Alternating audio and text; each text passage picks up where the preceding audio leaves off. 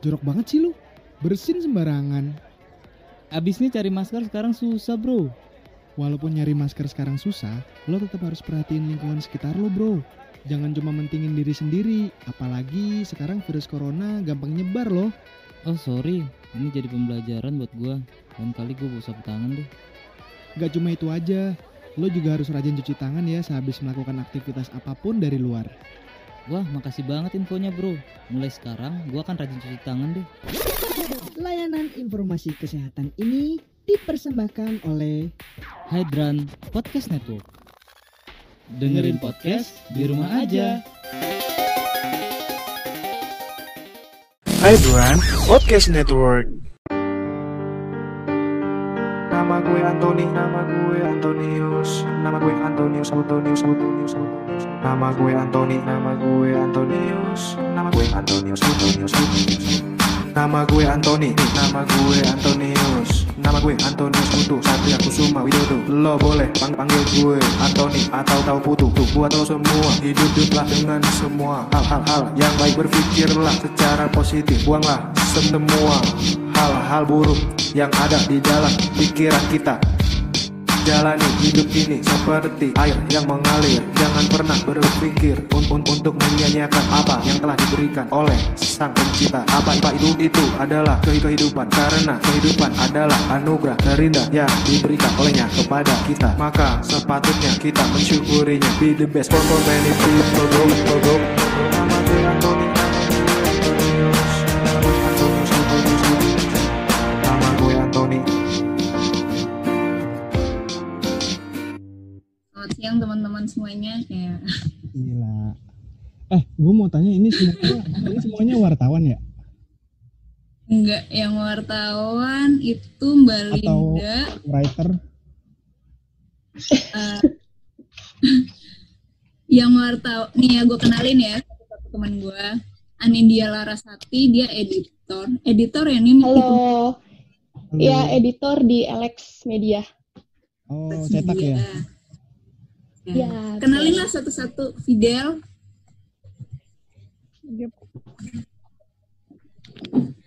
Gue marketing service di MNC Radio.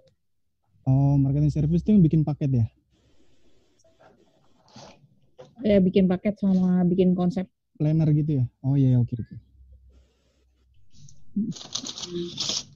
Ada juga Mbak Linda. Jawa Pos. Mbak Linda. Halo Mbak Linda. Halo, Linda. Lagi belajar masak nih. Nah,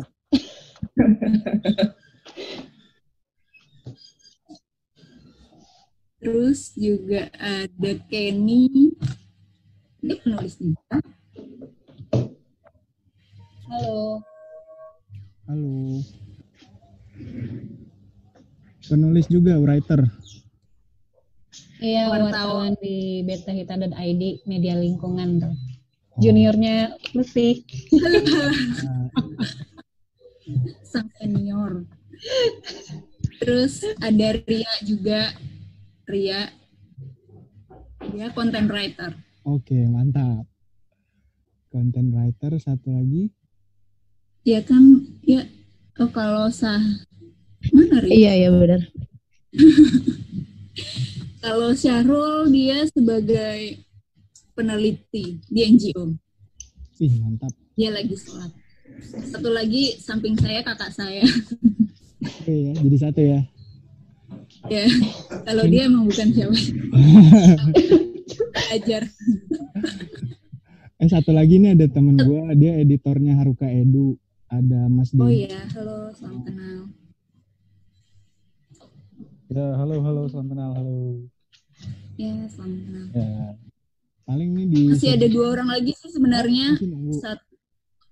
Tapi nggak usah, lanjut aja. Satu Gemal, dia juga anak konten, sama satu lagi anak Kompas wartawan.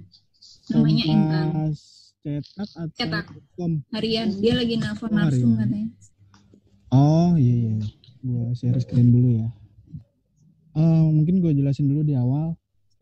Buat yang belum tahu, kalau SEO itu adalah sebuah usaha atau effort lah ya, dari kita buat mengoptimasi website kita supaya bisa ada di ranking pertama hasil pencarian. Jadi kalau di SEO itu ini kan terkait semuanya dengan website ya. SEO itu sebenarnya adalah salah satu bagian dari digital marketing. Jadi goalnya si SEO ini adalah menggait pembaca atau reader atau user dari organic traffic, yaitu dari si mesin pencarinya itu. Kalau misalkan digital marketing lain kan sebenarnya goalnya sama, cuma menggait user dengan banyak, cuma metodenya sama caranya beda-beda. Kayak email marketing ya dia berarti nge-grab usernya dari email, atau search engine marketing dia pakai paid promote atau artikel yang dipromot di mesin pencari tapi berbayar. Kalau yang SEO ini adalah sebenarnya metodenya gratis. Jadi sebenarnya nggak terlalu mahal lah, cuma effortnya emang ada yang harus dilakukan supaya website kita atau artikel kita ada di ranking pertama Google. Buat yang udah pernah denger mungkin mesin pencari itu kan sebenarnya ada banyak ya. Ini kurang lebih gue coba catat di sini ada 8 search engine yang paling banyak atau sering didengar sama orang-orang. Ada Google, Bing, Yahoo, AOL, Baidu, ASK, Liko, sama DuckDuckGo. Jadi sebenarnya masih banyak lagi di luar sana, cuma 8 ini adalah merepresentasikan keseluruhan mesin pencari. Kurang lebih 88,86% lah dari semua mesin pencari. Nah, yang paling sering banyak dipakai adalah Google, Bing, sama Yahoo. Lain kalau di China, dia ada Baidu sama DuckDuckGo. Jadi kalau di China kan memang dia benar-benar matiin produk dari luar China kan. Dia kan emang fokusnya memperbesar brand atau produk dari dalam sendiri. Makanya dia emang kayak Baidu, dia punya browser, UC kayak gitu-gitu juga. Jadi yang dia utamain adalah produk dari dalam negeri. Nah, sementara kita kan ngomonginnya adalah secara global nih. Jadi secara global itu Google, Bing, and Yahoo adalah top 3 dari mesin pencari yang paling sering dipakai sama orang-orang di luar. Nah, ini adalah 2 part yang berbeda. Mungkin kalau teman-teman di sini pernah lihat ada lagi ngetik apa gitu, terus nanti ada namanya result dari hasil pencarian. Nah, ini adalah 2 hal yang berbeda. Jadi kalau yang paling atas ini namanya search engine marketing atau SEM. Kalau yang bawah namanya SEO. Jadi ini namanya halaman search engine result page atau SERP. Yang di atas ini yang Samsung Galaxy S20 ini adalah iklan. Jadi bisa kelihatan bedanya di pojok kiri atas itu ada tulisannya AD atau advertising. Ini adalah campaign yang berbayar dari si Google. Jadi ketika teman-teman misalkan punya usaha mau jualan sepatu kah, jualan baju kah, jualan brand apalah, teman-teman bisa ngiklanin produknya teman-teman ini di mesin pencari. Jadi nanti dari Google ada dashboardnya gitu, tinggal pasang atau placement di situ sama deposit uang. Nah, kalau yang di bawahnya ini adalah organic search. Jadi yang di bawah ini benar-benar real, gratis, top performa dari websitenya teman-teman semua. Jadi ini kelihatan bedanya ya, kayak yang mana yang ad, yang mana yang ini. Gimana sih search engine ini kerja? Sebenarnya secara bahasa gampangnya itu adalah search engine itu ngebantu teman-teman buat nyari hasil atau konten yang relevan. Nah, jadi intinya si Google ini akan ngebantu kita semua untuk mencarikan konten yang relevan dengan kita. Nah, bedanya sama Bing sama Yahoo adalah Bing itu dia mainnya globally. Jadi dia tidak kayak Google. Biasanya kalau Google itu punya masing-masing regional. Kayak misalkan kalau teman-teman tahu kan kalau di Indonesia ada namanya google.co.id, ada kalau di Filipina ada .com.ph, atau di Aussie ada .com.ph .eu atau apa. Nah, kalau Bing mainnya adalah secara globally. Jadi kita ketika mau mengoptimize website atau artikel kita itu kita nggak bisa narik datanya objektif sesuai dengan mesin pencari yang kita target. Kalau misalkan itu ada kita punya konten atau website yang bahasanya adalah bahasa Indonesia, kita bisa optimize artikel kita di mesin pencari yang kita target, itu adalah google.co.id. Makanya ketika kita mau cari atau ngecek atau QC website kita di mesin pencari ada di halaman 1 atau enggak, kita selalu usahakan sesuai dengan mesin pencari yang kita target. Karena kita kan user targetnya adalah orang Indonesia, maka kita harus cek di google.co.id, jangan di google.com. Itu biasanya ada settingannya sih. Kalau misalkan teman-teman pakai aplikasi Android kan biasanya ada aplikasi bawaan tuh Google. Biasanya itu dia ngedirect ke google.com. Jadi ada setting khusus gitu loh. Kita juga bisa setting untuk website kita nggak dimunculin di google.com atau google.eu atau google.in India. Cuma kalau google.com sih kalau bisa jangan di hide. Jadi secara globally kan user kita biasanya nggak tahu tuh bedain google.com gimana, bedain google.co.id gimana. Jadi ya udah biarin aja. Yang paling sering user kita pakai kan google.com sama google.co.id. Nih, jadi ini ada SEO ranking factor di 2020. Ini kalau dilihat dari komposisinya adalah berubah dari tahun lalu. Cuma gue nggak narik data yang dari 2019 soalnya udah nggak relevan. Makanya gue di sini gue coba share yang di 2020. Siapa tahu teman-teman di sini ada yang mau bikin konten atau bikin blog atau website sendiri yang menghasilkan uang atau traffic yang gede, bisa pakai ini untuk acuan. Jadi yang paling gede di sini adalah konsisten publikasi atau high quality content. Jadi sekarang itu Google kepingin banget memboost atau mengoptimalkan artikel yang di halaman 1 dengan konten yang sangat berkualitas. Jadi konten yang benar-benar di dalamnya ada konklusinya, ada runtutannya, strukturnya bagus, terus dia gemuk gitu isinya. Di sini ada paling gede adalah konten yang paling berkualitas lah ya.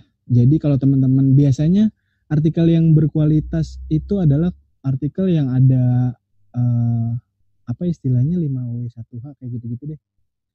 Jadi emang benar-benar di situ lengkap banget, ada narasinya, ada pembukanya, ada penutupnya dan segala macamnya. Jadi kalau misalkan teman-teman mau lihat contohnya, misalkan ini kan sekarang lagi musim Covid nih. Teman-teman bisa cek kayak apa itu COVID atau gimana cara mencegahnya, gimana awal terjadinya COVID. Itu biasanya konten-konten yang ada di halaman 1 adalah konten-konten yang gemuk. Jadi dia jelasin tuh awalnya kayak gimana, awalnya COVID, terus COVID itu apa, sejarahnya gimana, penjelasannya apa, terus runtutannya apa, turunan penyakitnya apa, dan segala macamnya. Nah makanya Google sekarang benar-benar utamain website atau artikel yang kayak gitu. Nah, terus yang kedua ini adalah keyword atau kata kunci di meta title tag. Jadi kalau teman-teman tahu meta title itu apa adalah, misalkan teman-teman nyari yang kayak gini nih. Nah, ini kan ada beli Samsung S20. Jadi meta title itu adalah yang di atasnya, yang harga Samsung Galaxy S20, S20 Plus, dan S20 Ultra, dan segala macamnya. Yang di bawahnya itu namanya meta description. Beli Samsung Galaxy S20, S20 Plus, dan S20 Ultra. Itu namanya meta description. Jadi, kedua meta ini adalah paling penting dari keseluruhan optimasi website. Jadi bisa aja sebenarnya judul artikel yang sebenarnya sama judul artikel yang teman-teman temui di sini itu beda. Jadi, nanti gue jelasin di slide bawah soal penggunaan meta title sama description ini. Soalnya kan di sini kan kebanyakan writer kan, jadi slide-nya gue gemukin di content development. Sisanya sih paling backlink. Oke. Nah, backlink ini adalah tautan atau link yang biasa teman-teman temuin di publisher atau website. Jadi kalau misalkan teman-teman kan sering baca berita tuh, biasanya di teman-teman kalau lagi baca berita tuh suka ada link kan, entah linknya itu dalam bentuk baca juga atau linknya itu dalam bentuk kata kunci atau judul atau apa, pokoknya ada teks yang dia memang berupa link. Nah, linknya itu disebut dengan backlink. Cuma ada dua tipe backlink. Ada backlink yang internal sama yang eksternal. Biasanya eksternal itu biasanya untuk link yang bersponsor biasanya ya. Nggak semuanya bersponsor juga atau ada yang barteran atau apalah. Nah, backlink ini sangat berpengaruh terhadap SEO. Bukan karena ngejar traffic. Jadi kan terkadang biasanya nih ya, editorial itu ngertinya atau redaksional lah, ngertinya backlink itu ditaruh biar orang ngeklik. Tapi sebenarnya bukan karena itu cuma salah satu aja. Tapi yang penting adalah menjaga relevansi. Misalnya gini teman-teman, gue mau share soal kiblat gue dalam SEO. Jadi karena gue kan backgroundnya media ya, media online. Ada beberapa media yang gue jadiin kiblat. Kayak menurut gue nih ya, menurut gue pribadi, media online yang SEO-nya bagus adalah Liputan 6 dan grup-grup dan kawan-kawannya ya. Ini ngomongin Liputan 6-nya dulu. Soal news media. Ada Liputan 6, Tribun, sama Suara untuk yang sekarang ya. Kalau untuk yang kompas.com, detik.com, atau yang kayak gitulah, itu mereka sebenarnya SEO bukan nomor satu karena mereka brandnya udah jadi di kepala orang itu udah nempel detik.com, kompas.com. Jadi sebenarnya mereka nggak perlu tuh nyari-nyari artikel yang di Google yang detik atau enggak. Mereka bahkan nyari detik itu udah jadi sebuah brand. Misalkan gini, teman-teman nyari kata kunci berita corona terbaru, terus teman-teman pasti biasanya orang-orang nih, ini ngomongin yang awam, biasanya mereka nyarinya kayak berita corona detik, berita corona kompas. Nah, biasanya gitu kan. Itulah yang biasanya nempel di kepala. Nah, kalau untuk yang kayak yang receh-receh lah ibaratnya, yang di luar yang brandnya belum jadi lah, kayak Suara, sama kayak yang IDN Times, itu biasanya brandnya itu belum nempel di kepala orang secara keseluruhan atau menyeluruh. Jadi kita harus mengoptimalkan segala cara buat nge-guide organik. Nah, biasanya dari kita di teman-teman gua nih yang sama tim SEO di IDN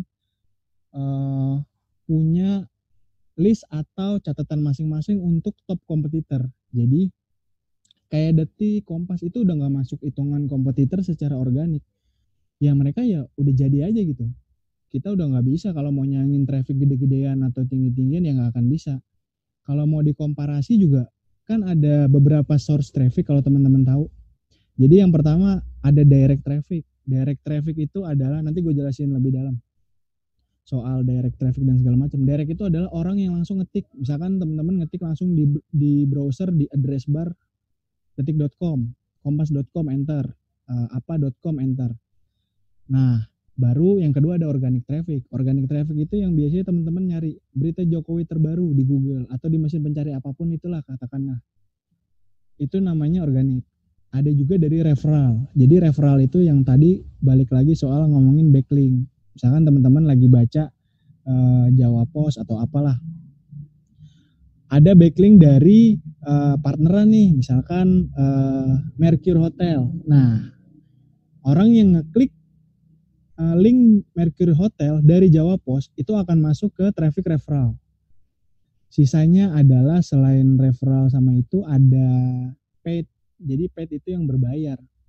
Jadi kayak tadi yang balik lagi di awal, kita bisa bayar artikel atau apapun yang mau kita boosting di toolsnya si Google berbayar tadi, search engine marketing lah istilahnya. Kita spend uang ke dia supaya website kita atau artikel kita itu dipromot sama mereka. Itu masuknya paid traffic. Sisanya yang paling besar ada internal link, itu adalah link yang tadi backlink tapi ke internal, entah itu dalam bentuk halaman tag atau halaman internal apapun itulah. Sisanya mobile friendly atau mobile first website. Jadi sekarang itu Google pengen banget ngutamain seluruh website atau publisher atau berita itu adalah artikel yang mobile friendly. Jadi ketika dia buka di mobile itu sangat teroptimize dengan baik. Misalnya desainnya oke, desainnya pas, teksnya pas, ukuran fontnya pas, nggak geser kiri geser kanan, nggak gede. Makanya sekarang banyak orang di ngedesain website itu adalah mobile friendly. Jadi untuk desktop sebenarnya ini kalau berdasar pengalaman gue dari 100% traffic yang paling gede adalah mobile site. Jadi ada 3 tipe, ada mobile site, ada tablet. Tablet tuh sangat kecil tapi masih ada.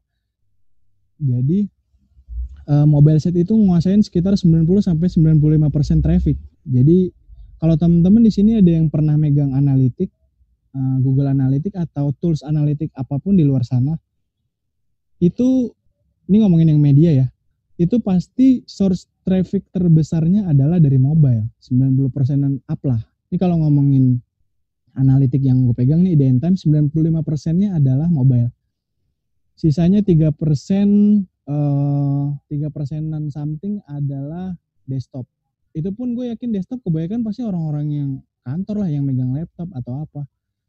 Sama sisanya tab. Tab itu biasanya orang-orang yang mobile. Biasanya orang-orang marketing lah atau sales yang baca-baca. Nah biasanya mereka atau eksekutif lah yang suka bawa-bawa tab kemana-mana. Biasanya trafficnya dari situ. Sisanya adalah kayak site speed, site security, skema markup atau struktur data, itu lebih ke teknis sih.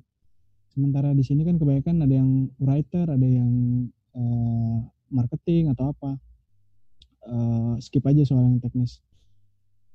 Soal Google sebenarnya kita nggak ada yang tahu pasti nih soal gimana sih caranya kita ada di halaman 1, gimana caranya kita dapat traffic yang terbesar atau segala macam. Yang tahu sebenarnya hanya orang Google sendiri, dan kita cuma bisa lihat update di berbagai macam forum resmi soal search engine. Jadi kalau misalnya teman-teman mau cari referensinya ada di mana, itu bisa cek di searchengineland.com atau searchenginejournal.com. Itu biasanya sih banyak yang share soal update algoritma dari mesin pencari. Ini mesin pencari secara keseluruhan ya, entah itu Yahoo, entah Google atau Bing. Cuma yang artikel yang paling banyak di situ adalah Google, karena Google yang paling sering banyak update algoritma mesin pencarinya. Lanjut soal SEO. Jadi tadi kan kita udah bahas kayak part of SEO itu ada 2 optimasinya, ada on page, ada off page. Jadi gue jelasin ulang coba soal on page itu adalah segala yang kita lakukan di dalam website kita sendiri. Misalnya development, terus struktur website, skema, konten artikel yang kita buat, judul dan bla bla blanya yang kita lakukan di dalam internal kita. Atau kalau writer atau penulis biasanya riset terus bikin artikelnya di CMS. Jadi kalau misalkan teman-teman di sini blogger atau pernah nulis di CMS-nya blog, atau yang banyak dipakai WordPress lah, Joomla atau Drupal atau ya CMS yang sejenis itu, kita bisa optimasiin di situ. Cuma biasanya kan yang paling banyak dipakai WordPress dan forumnya kan juga banyak. Jadi teman-teman mungkin familiar sama user interface-nya si WordPress itu sendiri, dan penggunaannya kan lebih gampang juga. Nah, selain ada kalau off page tadi adalah yang kita lakukan di luar website kita. Misalnya sharing ke sosial media, posting di forum, share di grup keluarga nih. Jadi kalau teman-teman yang sering dapat sharing WhatsApp atau link berita di grup keluarga, itu namanya optimasi off page. Jadi kalau ada berita hoax atau apa, berarti secara nggak langsung teman-teman telah membantu optimasi off page website hoax atau segala macamnya itulah. Jadi kurang lebih gitu ya. Nah, kalau yang ini adalah beberapa teknik yang sering dipakai sama webmaster. Ada 2 teknik di sini, ada white hat SEO sama black hat SEO. Dari namanya udah kelihatan ya, kalau yang white adalah ya yang jalan lurus lah. Kalau yang black adalah ilmu hitam lah, perdukunan di dunia SEO ibaratnya. Sebenarnya ada satu lagi namanya gray hat SEO, cuma gray itu abu-abu kan ya. Kadang ada yang dia masuk ke putih, ada yang masuk ke hitam. Itu tergantung perspektif masing-masing SEO spesialis di masing-masing brand atau website yang dia pegang sih. Jadi di sini gue coba bagi di 2 aja udah cukup, white sama black. Jadi apa sih yang ada di white hat SEO ini? Yang paling pertama adalah creating quality content. Balik lagi ke yang tadi. Kalau teman-teman mau nulis artikel, itu adalah nulis artikel yang berkualitas, yang informatif, atraktif, dan segala macamnya. Jadi konten yang berkualitas itu adalah konten yang sangat disukai oleh user-user di mesin pencari. Maka dari itu biasanya Google akan membantu meng-up artikel teman-teman yang punya kualitas bagus. Nah, kualitas yang bagus itu teman-teman bisa cek gimana rasanya membaca artikel-artikel yang kayak teman-teman pasti punya perspektif dan subjektivitas masing-masing kan soal artikel atau membaca artikel. Nah, harusnya sih kalau apalagi yang writer nih pasti ngerasakan, oh gini nih konten yang berkualitas tuh kayak gimana sih, yang kira-kira bisa datangin traffic kayak gimana sih. Bukan yang kayak Tribun ya.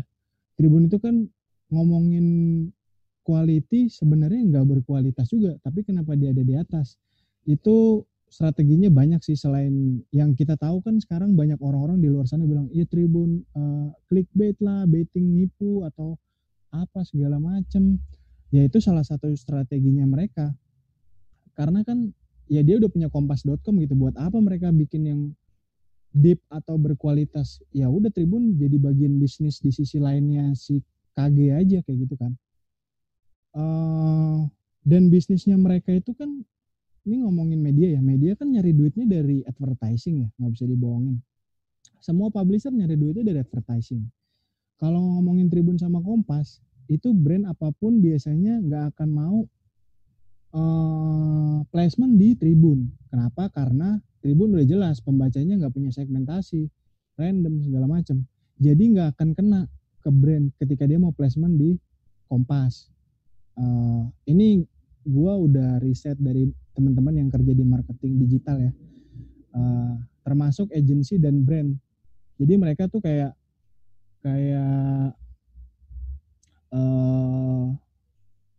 model bisnisnya beda aja gitu. Nah makanya di Tribun kalau teman-teman tahu dia kan ada halaman 1, halaman 2, halaman 3. Itu adalah salah satu strateginya si Tribun buat menggait traffic.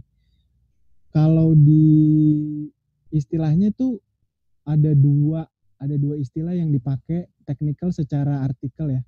Ada pagination sama infinite scroll. Jadi kalau teman-teman mungkin secara sadar atau nggak sadar pernah baca artikel di salah satu media apapun itu. Ketika lagi baca artikel, judulnya apa, artikelnya, terus baca narasinya, terus nanti dia akan minta ke halaman kedua, halaman ketiga. Itu namanya pagination atau infinite scroll. Yang misalkan teman-teman lagi baca satu artikel, terus sampai ke bawah, tahu-tahu artikelnya udah ganti, udah berubah, judulnya udah berubah. Nah itu namanya infinite scroll. Jadi infinite scroll itu dia akan merubah ke artikel selanjutnya tanpa refresh. Jadi teman-teman nggak usah nge-load lagi halaman websitenya. Itu sebenarnya strategi yang diterapin dari masing-masing publisher sih. Tergantung mereka goalnya apa. Kalau kayak Tribun kan ngomongin programmatic ya. Programmatic itu kan trafficnya atau page view-nya harus gede. Jadi orang harus maksa refresh. Makanya dia main pagination. Kalau infinite scroll kan dia nggak nge-refresh. Otomatis iklan nggak akan muncul atau nggak akan ganti ke iklan yang lain. Iklan satu ke iklan yang lainnya kan. Makanya model bisnisnya beda. Nah terus yang kedua dari Whitehead ada analyzing problem pakai Search Console, Ahrefs atau Majestic. Jadi sebenarnya analisis whitehead ini adalah, misalkan teman-teman adalah sebuah creative writer atau ya penulis lah, wartawan. Nah, teman-teman kalau misalkan nggak analisis konten, teman-teman akan sayang karena teman-teman tulisannya bagus nih, tapi nggak ada yang baca. Nah, itu sih problemnya. Nah, analisanya ini adalah fungsinya untuk membantu teman-teman yang tulisannya bagus, tulisannya layak lah untuk dibaca banyak orang, itu bisa ke up lebih lagi. Cara analisanya melalui Google Search Console atau Google Analytics lah. Jadi di Search Console atau Analytics ini dia bisa ngelihat backgroundnya pembacanya teman-teman. Nanti gue coba jelasin after slide ini beres soal Google Analytics dan Search Console ini. Intinya analisanya ini fungsinya adalah untuk membaca seluruh user atau reader dari teman-teman yang ngebaca artikelnya teman-teman nih. Jadi kelihatan misalkan yang di Jawa Post tuh baca Jawa Post yang artikel apa sih. Jadi ketahuan nih misalkan artikel soal biodatanya Dahlan Iskan misalnya. Oh ya udah, gempur terus tuh artikel soal Dahlan Iskan dari sudut pandang yang beda-beda, kayak gitu-gitulah kurang lebihnya. Terus creating long and detail content. Nah, biasanya creating long and detail content ini adalah konten-konten yang sangat deep atau dalam. Contohnya yang bikin konten gini kan kayak Vice, Asumsi, atau X Detik lah, Detik punya produk X, yang emang dia deep, Tirto, yang kayak gitu-gitu sih. Biasanya dia ngasih, tapi Tirto sekarang udah mulai belok nih, udah mulai bahas-bahas yang anime lah, apalah, TV lah, Trans TV, nggak jelas kayak gitu-gitu. Pokoknya intinya long and detail content adalah konten-konten yang mirip kayak Vice lah, dia tuh deep mendalam, investigasi lah gitulah, konten investigasi gitu. Terus ada optimize meta tag, title and description, ini yang kayak tadi. Jadi teman-teman riset nih, setelah menganalisa kira-kira orang nyari apa ya, misalkan orang nyari beli Samsung S20. Nah, Samsung S20 itu S20-nya pakai spasi nggak ya? Atau S langsung 20 aja gitu. Nah, itu kan sebenarnya kalau di kata kunci mesin pencari itu dua hal yang berbeda. Jadi kita harus riset dulu kira-kira yang banyak volumenya itu yang mana, baru kita tentuin meta text sama title and description-nya. Nanti gue jelasin sambil present soal CMS ya. Yang selanjutnya adalah optimize URL. Jadi URL ini sebenarnya URL itu jangan terlalu panjang kalau bisa. Misalkan teman-teman lagi nulis, biasanya yang panjang kan Tribun ya, entah Tribun lah. Ini yang sering banyak gue lihat ya, Tribun Group lah, entah Grid atau Bola Sport, ya yang sejenisnya lah, yang judulnya itu panjang banget, pakai narasi gitu judulnya. Nah, kalau mau judul panjang it's okay, tapi URL-nya jangan terlalu panjang. Untuk guidance-nya sebenarnya nggak ada sih, cuma biasanya misalkan lagi ada berita Jokowi terbitkan Perpu tentang Undang-Undang Kesehatan berdasarkan masukan dari anggota DPR fraksi kayak gitu-gitu kan. Nah, untuk URL biasanya teman-teman yang pakai WordPress atau Blogspot itu sekarang udah bisa support untuk ganti URL. Jadi teman-teman bisa ganti URL-nya dengan misalkan Jokowi terbitkan Perpres 2020, udah cukup itu aja. Jadi yang penting kata kuncinya itu ada di URL. Misalkan Jokowi, ya udah Jokowinya harus ada. Jangan cuma, atau jangan diganti. Misalkan presiden title-nya Jokowi tapi URL-nya presiden membuat Perpres undang-undang bla bla bla. Nah, itu biasanya nggak akan masuk tuh di Google karena Google akan ngebaca ini keywordnya yang mana ya. Terus yang di-optimize yang mana ya? Kok URL sama title nggak match atau segala macamnya. Maka dari itu URL-nya harus diperhatikan juga salah satunya. Terus optimizing website structure. Ini lebih ke orang teknis ya. Kayak desainer, bikin mockup, UI and UX-nya kayak gimana. Karena sekarang adalah zamannya orang lebih suka ngelihat desain yang clean design, lebih rapi, lebih simple kayak gitu-gitu. Jadi nggak terlalu ribet dengan banyak script ina-inu. Jadi kayak kalau teman-teman mungkin pernah lihat website apa gitu di luar atau di lokal yang website itu banyak recehannya lah, banyak ininya, tiba-tiba yang loading tahu-tahu ada ininya, ada itunya. Itu sih yang sangat dijaga sebenarnya. Karena balik lagi, konten yang enteng itu akan lebih mudah dibaca atau dibantu ada di halaman pertama si Google itu. Nah, yang terakhir dari Whitehead adalah creating quality building link. Jadi link building ini adalah salah satu teknik dari SEO di mana teman-teman itu ngebuat sedemikian rupa apa ya, istilahnya itu kayak piramida gitu loh. Ada tier 1, tier 2, tier 3. Misalkan gini. Teman-teman di Jawa Pos punya network banyak dong, entah JPNN lah apalah. Itu kan semua money site, website utama kan. Jadi di website utamanya itu di list nih, ada di tier money site pertama nih. Nah, di bawah money site ini teman-teman kalau di SEO, anak-anak SEO biasanya di bawahnya punya beberapa website lagi untuk menopang si website utamanya ini. Jadi misalkan Jawa Pos adalah money site paling pertama.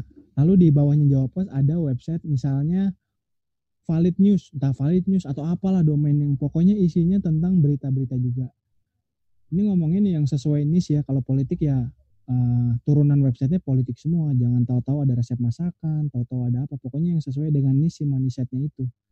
Kalau misalkan teman-teman di Jawa Pos punya 6 website dengan karakteristik yang berbeda, katakanlah misalnya Kompas KG Group itu kan punya website banyak, kayak ada lifestyle-nya sendiri, entertainment-nya sendiri, kayak grid, terus ada sportnya sendiri. Nah, tier di bawahnya itu adalah tier yang sesuai dengan niche si money site-nya itu. Jadi misalnya politik, nah di bawahnya teman-teman bikin artikel atau klik artikelnya nggak usah yang terlalu bagus, yang penting dia ada link ke money site. Jadi ada tier 1, tier 2, tier 3. Nah, tier 2-nya ini, di bawahnya ini adalah website yang lebih kecil lagi, yang lebih ngasal lagi dibikin. Terus dikasih link ke tier 1. Jangan sekali-kali ngasih backlink ke si Jawa Pos. Karena Jawa Pos adalah money site. Jadi urutannya money site itu harus dapat link hanya dari tier 1-nya. Tier 1-nya hanya dapat link dari tier 2-nya. Nah, tier 2-nya dapat link dari tier 3. Tier 3 itu dari mana? Bisa dari Blogspot, bisa dari forum. Kan teman-teman kalau tahu di forum kan juga bisa nulis ya. Atau teman-teman nulis di website atau media yang UGC, User Generated Content. Misalkan Kumparan, dia kan bisa nulis sendiri. Atau Hook, atau apalah pokoknya yang UGC gitu. Atau Hipwi, tapi biasanya Hipwi kan dikunci ya linknya, jadi nggak bisa ngasih link. Atau Seword lah, apalah pokoknya yang dia sistemnya UGC gitu. Nah, kurang lebih sih kayak gitu. Nah, di Black Hat ini adalah hal-hal yang sangat haram banget di di dunia SEO lah. Cuma biasanya kalau orang udah punya strategi white hat biasanya akan sangat riskan atau nggak mau menggunakan black hat ini karena ini adalah cara yang curang atau potong kompas.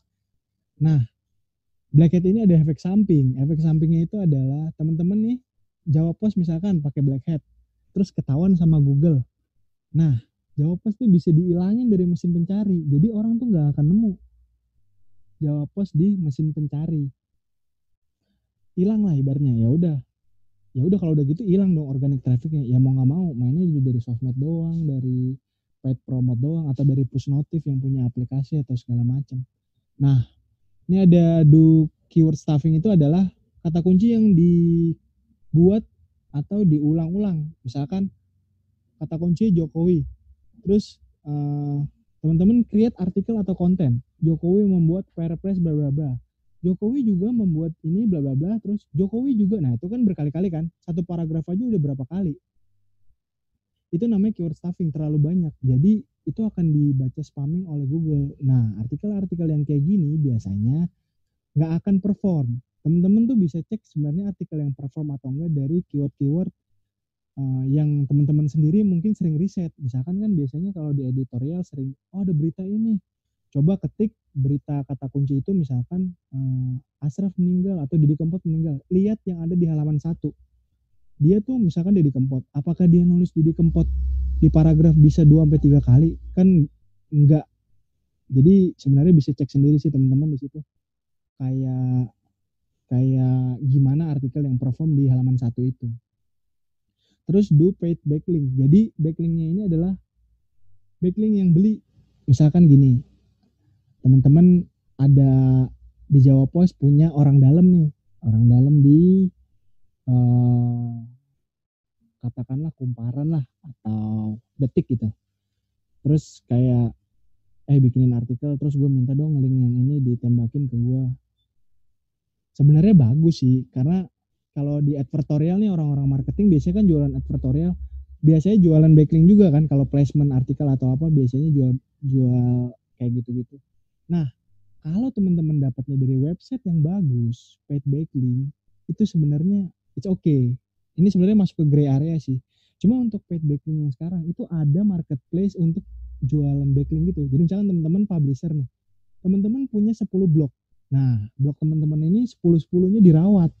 Otomatis kalau dirawat bagus dong, secara konten, secara nilai, secara perform. Nah, teman-teman ketemu nih marketplace. Marketplace ini adalah tempat untuk jualannya website-nya teman-teman. Jadi diposting di sana, dimasukin 10-10-nya tuh apa aja, terus kategorinya apa. Orang bisa beli tuh backlink di situ. Nanti marketplace-nya akan notif ke teman-teman punya email. Ini ada yang mau beli nih, pasangin nih artikelnya kayak gini. Nah, itu namanya paid backlink. Sebenarnya kalau misalkan dilakukannya dengan sangat bagus dan tidak terlalu sering, it's okay. Jadi masih aman. Di gua sendiri pun juga melakukan itu. Kita punya placement sama, tapi kita cari orang yang terpercaya ya, bukan yang asal-asal kayak marketplace atau apa. Kan kalau mau placement atau beli backlink kita harus lihat dulu dong, kita mau beli backlinknya di website apa. Kalau websitenya berantakan atau malah potensi curang atau jelek gitu, itu impactnya akan balik lagi ke kita. Jadi sayang aja gitu, kita udah bayar, duitnya udah kepake, ternyata malah nurunin website kita di mesin pencari. Sayang menurut gua. Nah, terus do link farming. Link farming itu teman-teman bisa cek, biasanya website yang aneh-aneh tuh yang linknya satu artikel tuh linknya bisa 10, bisa di atas 5 lah. Standar kan kalau link itu berisik, sorry. Jadi kalau standarnya link itu ada di angka 2 sampai 3 untuk 600 kata lah untuk link. Jadi kalau terlalu banyak link itu akan membuat websitenya terasa tidak relevan. Maka Google akan nilai hal itu sebagai link farming. Otomatis dari Google ini akan nurunin peringkatnya karena Google nggak suka sama hal-hal yang berbau spamming apapun itu. Mau link spamming lah, terus referral atau apa yang terlalu banyak akan dapat impact dari si mesin pencari. Terus using PBN, Private Block Network ini sama kayak tadi, sebenarnya ternak website lah bahasa gampangnya. Jadi teman-teman tuh ternak banyak banget website untuk semuanya nembakin hyperlink ke money site. Misalkan Jawa Pos nih, Jawa Pos punya tim SEO. Tim SEO-nya ini pakai strategi Private Block Network. Dia beli 100 website dari luar. Websitenya entah bagus, entah jelek, pokoknya dia beli. Oke, udah punya 100 website, terus dari masing-masing website kecil ini bikin artikel ngasal aja. Yang penting ada keyword yang dituju, misalnya Jokowi atasi COVID. Nah, itu dikunci semuanya, dikasih hyperlink ke Jawa Pos semua. Nah, itu namanya PBN, Private Block Network. Ini juga sebenarnya PBN ada di gray area. Kenapa? Karena kita bisa cek PBN mana yang bagus, itu sangat menopang banget dengan performa website kita di mesin pencari.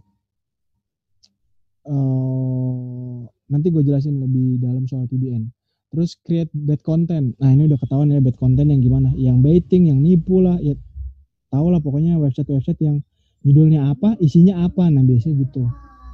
Terus using blog zombie. Blog zombie ini adalah website yang udah pernah mati terus dihidupin lagi. Misalkan nih, ada blogger tahun 80 gitu misalnya. Terus orangnya mati, websitenya mati dong. Terus kita dilahir di tahun 2020 as SEO spesialis. Terus kita nyari nih, ketemulah domainnya si orang yang tadi yang mati. Kita hidupin lagi. otomatis itu jadinya website yang udah mati terus kita bangunin lagi kan. Itu namanya blog zombie. Itu akan ada dari Google tuh akan ketahuan karena ini blog kan kelihatan nih registrarnya kapan. Ini dibeli pertama kali kapan, dipakai pertama kali kapan, udah pindah tangan sama berapa orang, udah drop berapa kali, udah ganti konten berapa kali, kayak gitu-gitulah. Redesign berapa kali itu ketahuan sama Google. Jadi blog zombie ini sebenarnya sangat tidak dianjurkan sama tim SEO. Sayang sebenarnya bisa nurunin ranking sih. Terus yang terakhir adalah using tools GSA atau Scrapbook. Jadi yang belum pernah dengar, GSA adalah Google Search Engine Ranker. Jadi fungsinya tools ini adalah teman-teman bisa nembakin backlink secara otomatis. Ini tools robot namanya. Jadi di GSA itu teman-teman bisa masukin link yang teman-teman mau kejar. Misal kompas.com lagi ngejar halaman Jokowi sama Ma'ruf Amin. Nah, Jokowi sama Ma'ruf Amin dimasukin ke tools GSA, terus ditembakin secara random ke seluruh website yang bisa dimasukin robot. Nah, secara otomatis Kompas akan mendapatkan backlink dari ribuan website yang random itu ke backlink Jokowi dan Ma'ruf Amin. Nah, kalau misalnya ketahuan, kalau nggak ketahuan nggak apa-apa. Tapi kan kita nggak mungkin ngecek atau maintain ribuan website yang ditembakin Jokowi dan Ma'ruf Amin ini secara berkala kan. Kita kan ada kerjaan lain juga, nggak cuma mantau GSA ini. Kalau ketahuan, hukuman paling beratnya adalah ya tadi di de-index sama Google. Kita nggak akan bisa request indexing lagi ke mesin pencari. Jadi Google tolong dong indexin halaman Jokowinya Kompas lagi nih. Nah dari Google udah nggak bisa tuh diampunin, udah pasti dihapus selama-lamanya dari directory library-nya si mesin pencari itu. Nah ini dari workflow-nya gua di IDN, strategi yang dipakai ini sebelum kayak editorial ya. Biasanya tim SEO adalah ngecek dulu nih kontennya sebelum publish, udah SEO friendly belum, udah oke apa belum. Kalau udah publish, kalau belum kita minta edit sendiri biasanya karena kita punya aksesnya kan. Yang kedua adalah optimasi artikel timeless dan trend. Jadi timeless and trend itu adalah artikel yang akan mati dimakan waktu. Misalnya cara daftar m-banking. Itu mau orang di tahun jebot sampai tahun awal sampai tahun kapan pun juga pasti akan nyari tuh. Kalau orang yang awam nih, ngomongin yang awam ya, akan nyari hal-hal yang kayak gitu. Atau misalkan 10 menit lagi guys, gue percepet deh. Ya terus collab atau exchange backlink ini adalah ya tukeran website lah, tukeran link. Kayak misalnya teman-teman punya kita nih, gue di IDN, terus di sini ada Jawaban sama Kompas kan. Kita tukeran lah, ayolah tukeran lah. Gue kirim kasih link ke lo, nanti lo kasih link ke gue juga ya. Tentang yang ini gue lagi optimasi yang Jokowi nih. Nah kayak gitu. Cuma biasanya itu ada term and conditionnya sih, nggak bisa sembarangan. Tergantung kebijakan perusahaan masing-masing balik lagi. Nah terus ada optimasi based on data di Google Webmaster. Jadi Google Webmaster itu nanti gue tunjukin dia bisa cek seluruh keyword yang perform untuk website kita. Apa aja yang dicari orang, apa aja keyword yang perform, apa aja halaman website kita yang dibaca banyak orang, itu bisa kelihatan semua. Terus export organik itu adalah kita cari di tools namanya Ahrefs. Kita bisa ekspor keyword apa aja yang lagi oke. Terus ada internal link, itu biasanya untuk editorial yang suka lupa. Kan editorial tuh suka ngebut dikejar waktu ya. Aduh bikin artikel inilah, breaking news lah, apalah. Biasanya mereka skip tuh nambahin internal link atau baca juga. Nah itu dari kita juga. Terus submit ke web Google News itu kita tinggal submit aja sih, nggak terlalu sulit. Sama kita riset keyword di Google Trend. Jadi di Google Trend tuh ada tren hari ini apa aja sih, kita cek, terus kita kasih suggest ke editorial. Ini lagi tren nih, bikin dong. Ini lagi tren nih, lagi rame nih di Suara, lagi tren nih di Jopos, lagi tren nih di Kompas gitu. Ayo bikin, kita belum ada nih artikelnya, kayak gitu-gitu. Terus sisanya fokus di keyword optimization. Ini keyword yang timeless ya. Baik lagi kayak yang tadi, kata kunci yang nggak akan mati di lekang waktu.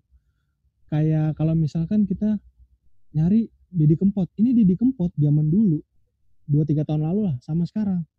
itu search volume-nya jauh banget. Jadi dia tuh ada kayak seasonal gitu loh. Ya ada waktunya lah. Kalau misalkan yang kayak m-banking, terus cara membuka rekening, terus cara bikin transaksi dengan mudah di sini, itu sifatnya timeless. Jadi nggak akan mati di belakang waktu. Itulah yang kita lagi cari-cari, yang kita kulik-kulik.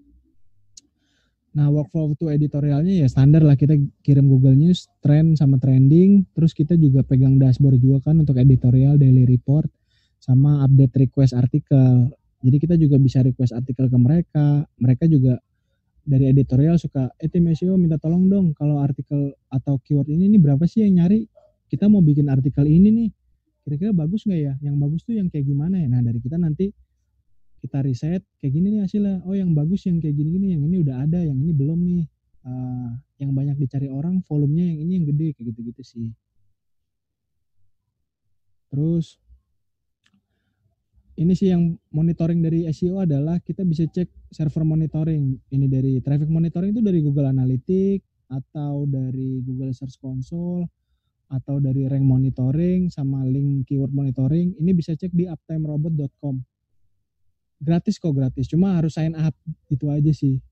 Kita bisa cek misalkan teman-teman lagi ngoptimasi kebijakan Jokowi kata kunci gitu. Nah, teman-teman bisa cek nih kebijakan Jokowi untuk website Kompas kita tuh ada di halaman berapa ya, terus ranking berapa ya, itu bisa dicek di uptimerobot.com.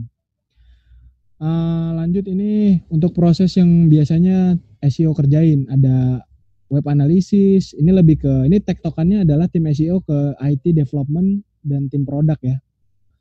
Terus problem identification ini dua arah, ke editorial juga, konten, sama ke IT juga. Keyword research ini lebih ke editorial. Kita ngebantu editorial buat ngeriset apa yang lagi tren di luar. Sisanya optimization ini adalah dari internal kita sendiri. Kita nggak perlu ke editorial, kita nggak perlu ke IT juga. Ini benar-benar dari internal kita. Sama traffic increase juga termasuk internal kita. Soal content development kita harus cengli-cengli lah sama editorial lah. Karena kan biasanya ini ngomongin editorial ya, kan namanya wartawan atau senior gitu ya.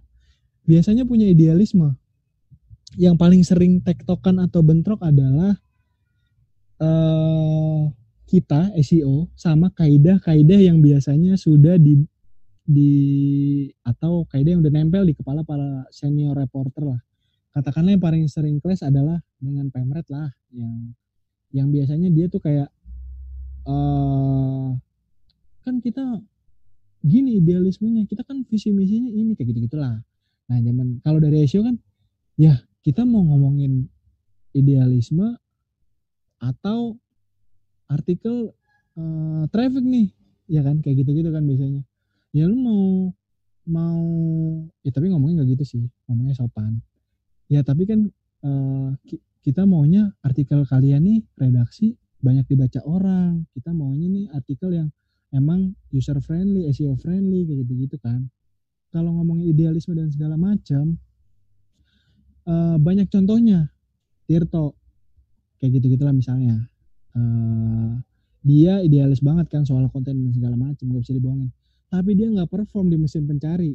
Sekarang kalau ngomongin jualan, marketing apa yang bisa dijual? Ranking, traffic, konten nomor sekian lah.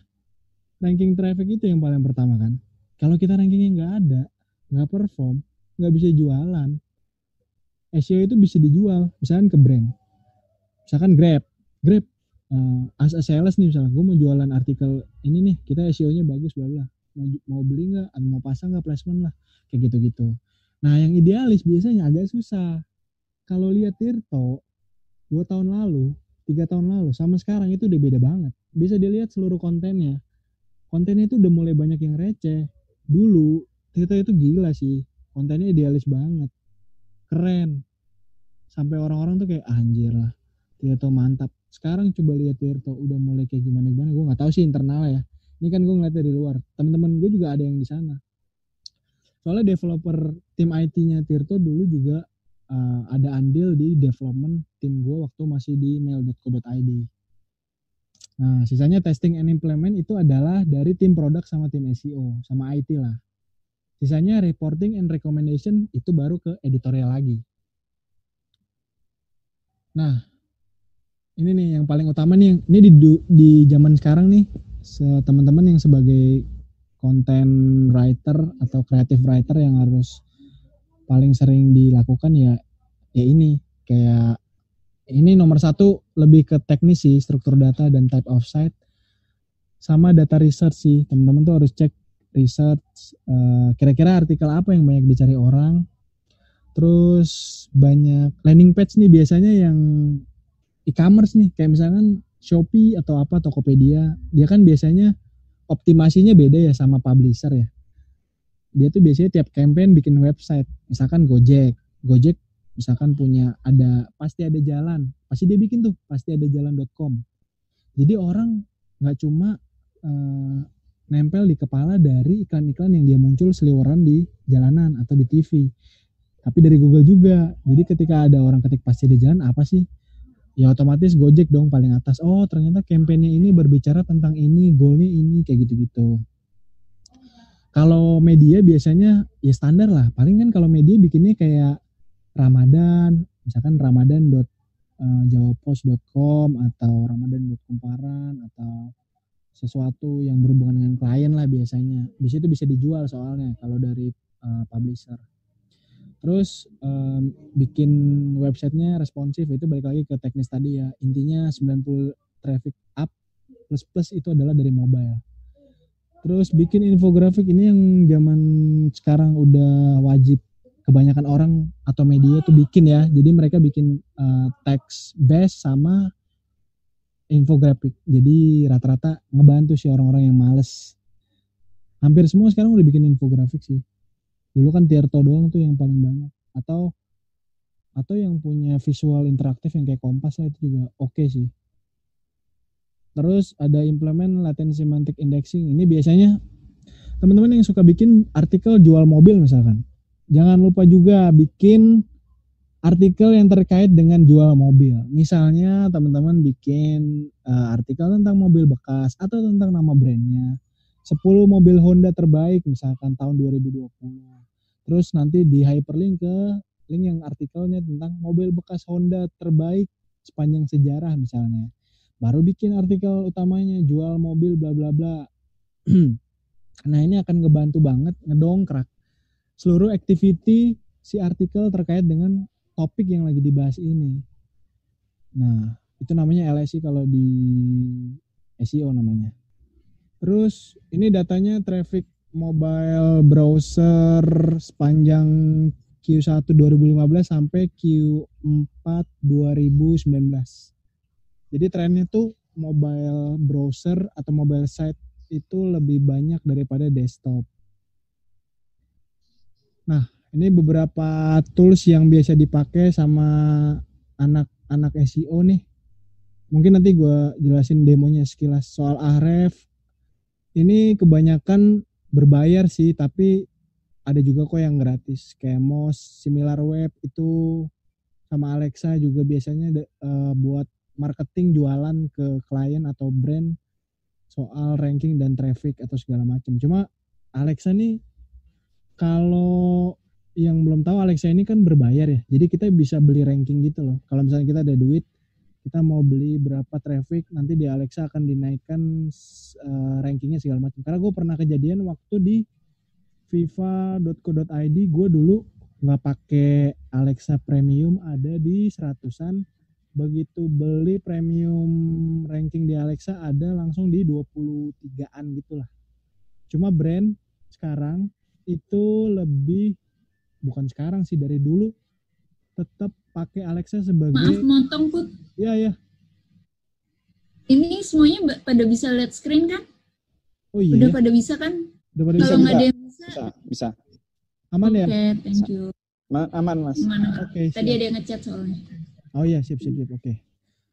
Oke, ya rata-rata Alexa gitu berbayar.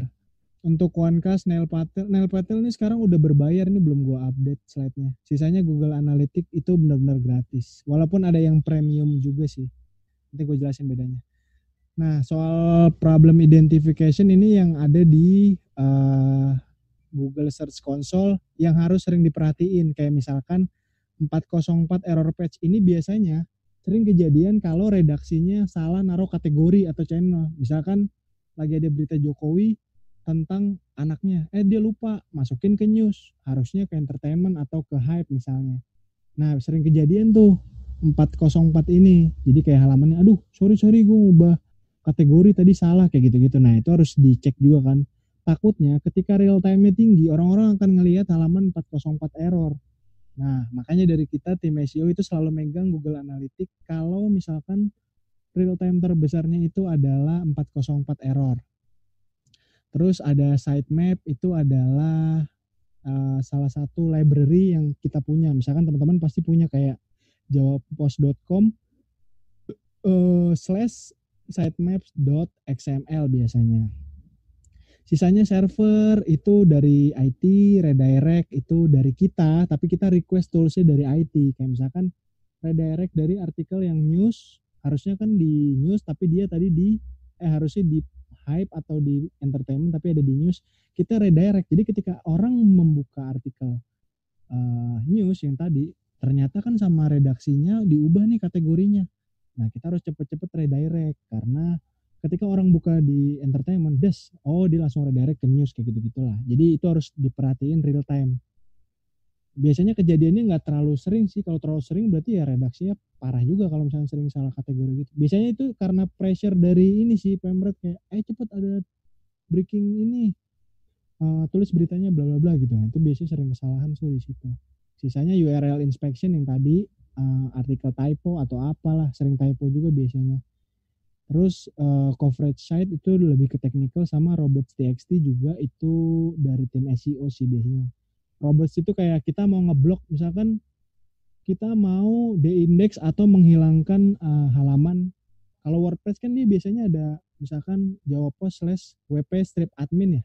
Nah, kalau di WordPress robots.txt ini bisa berfungsi untuk ngilangin WP adminnya. Jadi kita kan ngapain orang ketemu hasil WP admin kan nggak penting juga, orang cuma halaman login doang kan nggak penting kan. Nah, itu kan halaman-halaman yang sangat tidak penting itu bisa dikontrol di robots.txt. Terus indeks URL itu adalah artikel yang ada di Google. Nah, banyak kejadian artikel itu ketika dibuat atau publish itu nggak diindeks di Google. Jadi ketika reporter tuh kan ngertinya kayak, yaudah nulis aja publish segala macam, tapi dia nggak ngerti ini artikelnya sebenarnya ke indeks apa enggak sih. Nah, itulah tugas dari SEO, biasanya mastiin hal ini ke indeks apa enggak. Sisanya sama search result itu buat ngecek artikelnya ada di halaman result sesuai dengan keyword yang kita kejar apa enggak. Sama valid and invalid halaman, ini biasanya kejadian di halaman yang dia websitenya habis ganti desain atau ganti template atau ganti tema lah bahasa gampangnya. Biasanya kalau WordPress atau apa itu kan ganti tema itu akan ngerombak seluruh strukturnya. Misalkan lagi bosen ganti tema ini. Nah, teman-teman misalkan udah naruh script Google Analytics nih atau Google atau script Meta apalah. Nah, terus teman-teman ganti tema nih, hilang tuh semua tuh. Nah, itu harus diperhatiin salah satunya.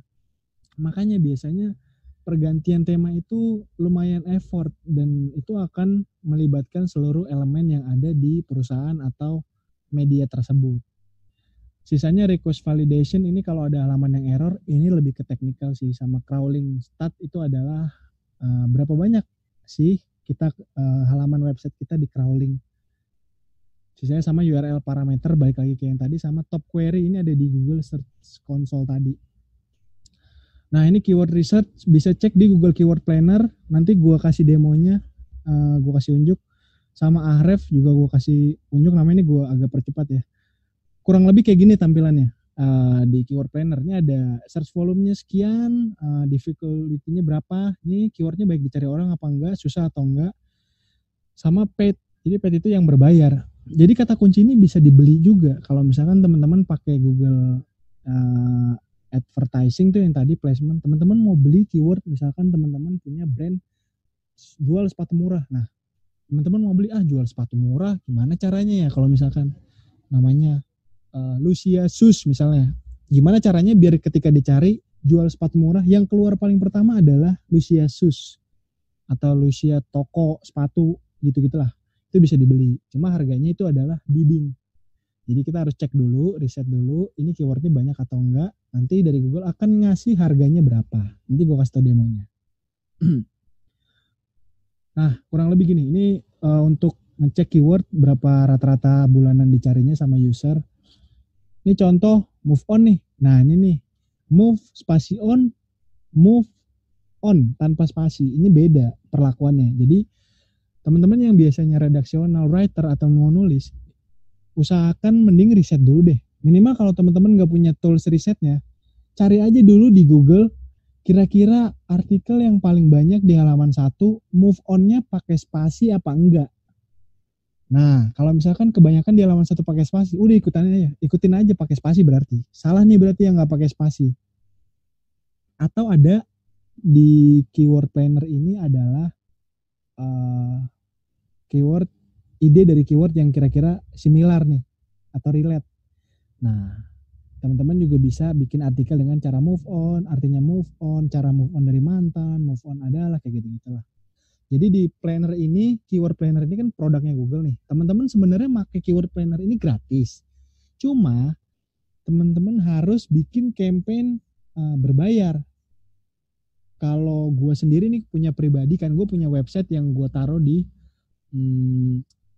gue promote di Google Ads. Nah, gue tuh sebenarnya nggak mau ngepromote website gue, cuma kan gue butuh buat ini kan riset kan. Aduh, gue harus riset gimana? Ya udah, gue kasih aja 100.000 per bulan gitu. Jadi per bulan gue bikin campaignnya. Yang penting bisa make ini aja. Itu aja sih yang penting. Jadi kalau gue tuh nggak peduli campaign gue, website gue banyak yang lihat apa enggak, harganya berapa.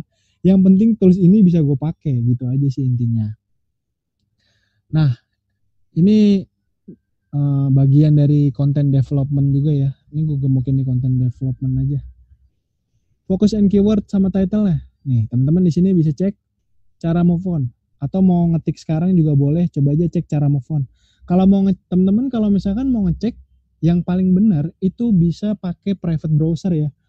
Karena kalau misalkan teman-teman nyarinya di halaman yang atau di browser yang biasa teman-teman pakai, itu akan ngepake cookies atau cache dari teman-teman yang pernah dicari sebelumnya. Jadi dia akan ngebaca historinya, perlakuannya. Otomatis hasil result dari pencariannya akan beda. Jadi kalau misalkan mau ngecek ranking, teman-teman langsung klik di pojok kanan. Kalau yang pakai Chrome atau Firefox, di pojok kanan biasanya ada option tuh, tools. Bisa search di create open new incognito browser lah. Nah, ini yang paling poinnya adalah yang paling pertama, yang poin paling pertama dari nulis kata kunci atau ini adalah keyword kata kunci itu harus 100% ada di judul. Misalkan cara move on, ini cara move on nggak ada gitu, atau cuma cara move atau move on doang gitu. Kalau ngejar kata kuncinya cara move on, ya semuanya harus ada di title gimana pun caranya ya. Terus jangan pernah misahin kata kuncinya. Misalkan ngejarnya cara move on, ya kan? Tapi teman-teman bikin di judul adalah cara mudah move on. Sementara di body artikelnya yang dikejar adalah cara move on. Nah itu biasanya nggak works. Jadi usahakan 100% semuanya ada di judul. Kurang lebih kayak gini lah. Nah yang di tampilan di kanan ini namanya snippet. Nah snippet ini adalah fitur dari si Google ini. Nah snippet ini bentuknya beda-beda tergantung tipe datanya dari si website. Kalau teman-teman ketik resep, biasanya tuh beda tuh tipe datanya.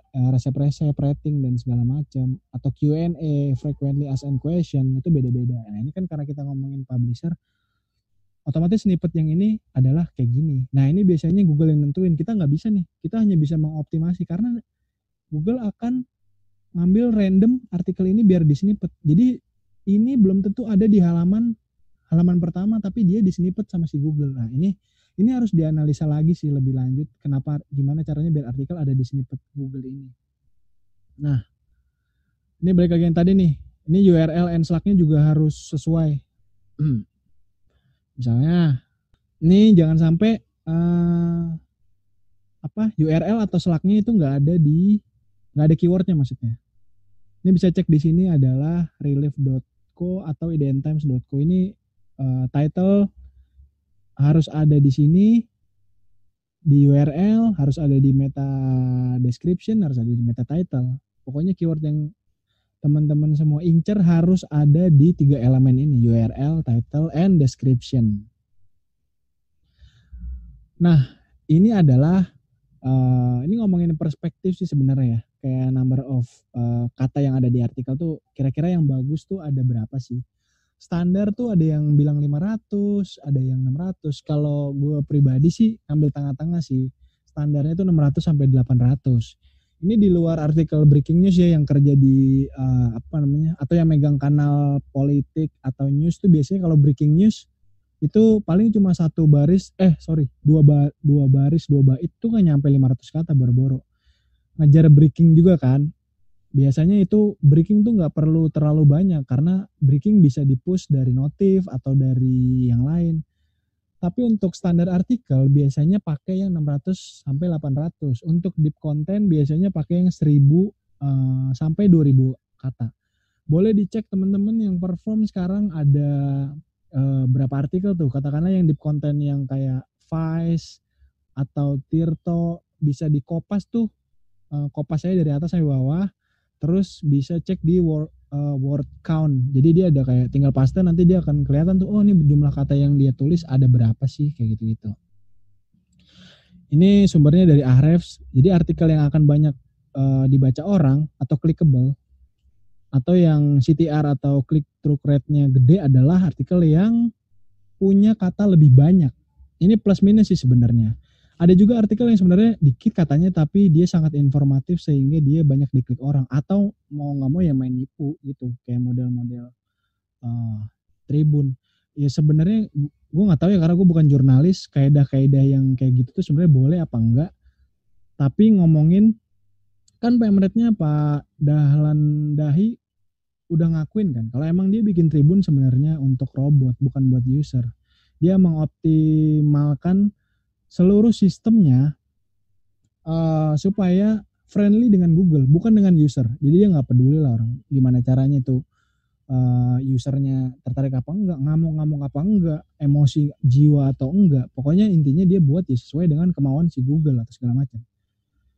Dan developernya emang jago, tim IT-nya jago. Jadi Tribun ini yang bikin CMS-nya semua itu udah sangat-sangat sempurna sesuai dengan apa yang dimau si Google, bukan user atau wartawan. Mungkin kalau teman-teman ada wartawan yang di Tribun, boleh banget tanya-tanya ke mereka gimana tipsnya ngerjain artikel Tribun, caranya gimana, jualannya gimana. Kalau yang punya teman marketing bisa cek di sana. Developernya adalah sama dengan yang dibuat sama Suara. Jadi Suara ini kenapa tiba-tiba naik, ternyata di belakang layarnya sama dengan orang-orang yang ngerjain si Tribun. Kurang lebih gitu sih. Karena Suara dulu sama Suara sekarang beda banget.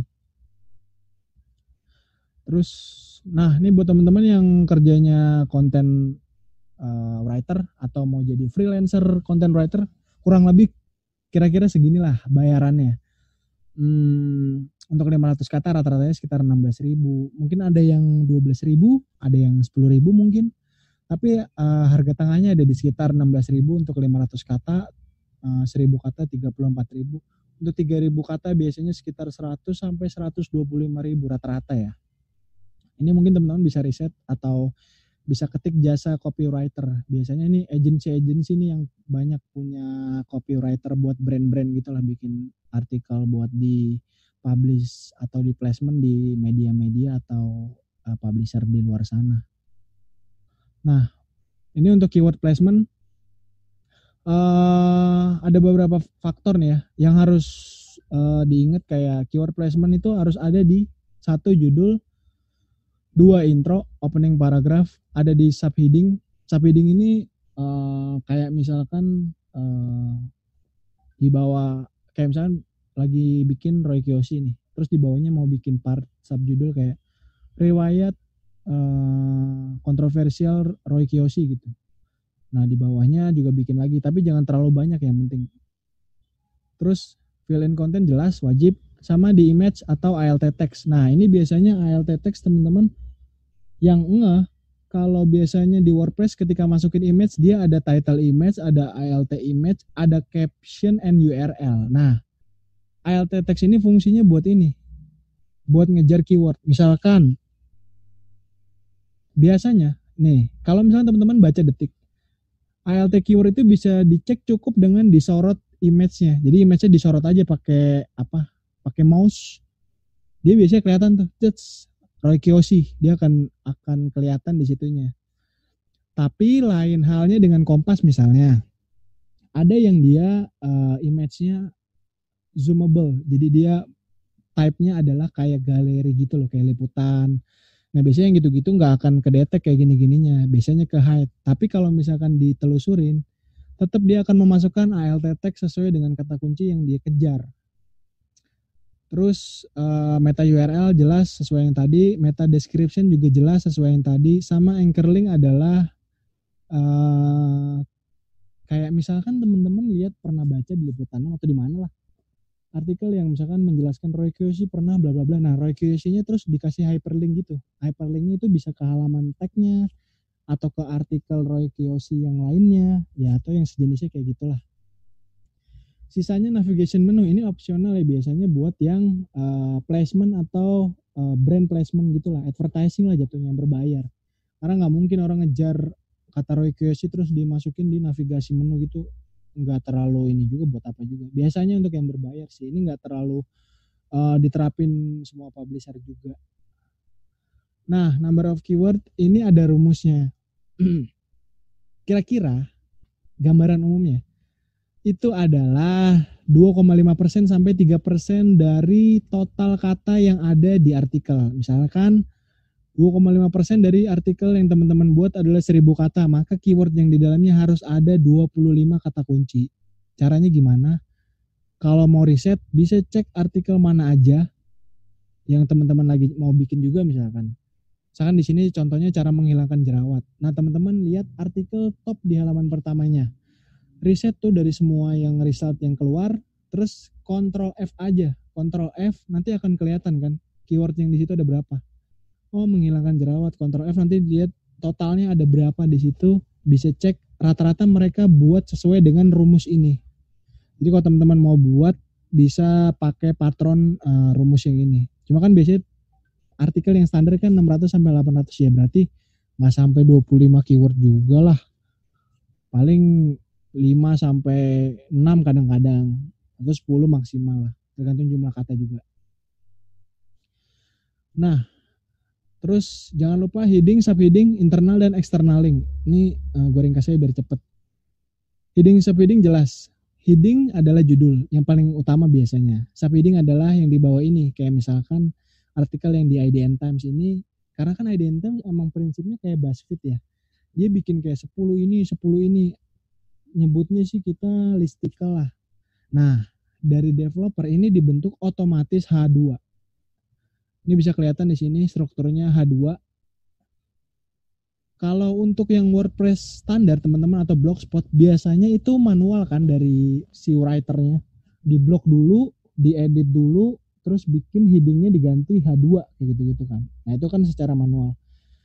Nah kalau di IDN Times nggak mungkin reporter atau writer disuruh nulis gitu-gitu ngeblok ganti H2 bisa 2 hari.